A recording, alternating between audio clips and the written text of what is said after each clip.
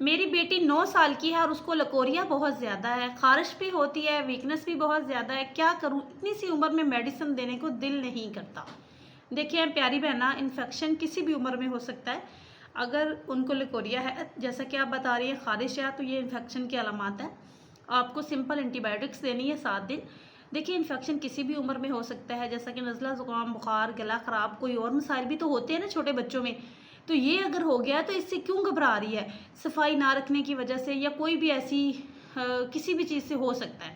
तो आपको चाहिए आप उनका ख्याल रखें, उनको अच्छे से वॉश करवाएं, डिटॉल वाला पानी यूज़ करवाएं जब भी वो वॉशरूम जाएं। इसके साथ एंटीबायोटिक्स डॉक्टर को मशवरे के बगैर आपने कोई मेडिसिन नहीं देनी। 7 दिन की दवाई है, आपकी बच्ची बिल्कुल ठीक हो जाएगी। इसको आयरन, कैल्शियम, विटामिन डी खुराक की कमी की वजह से।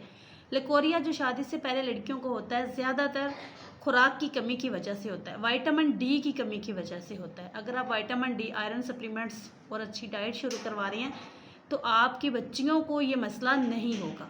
इस चीज़ पे आपको ख़ास ध्यान देने की ज़रूरत है। अगर इस टाइम आप इग्नोर कर सकती हैं या कर रही हैं तो आगे जाके ये बहुत बड़ा मसला बनेगा।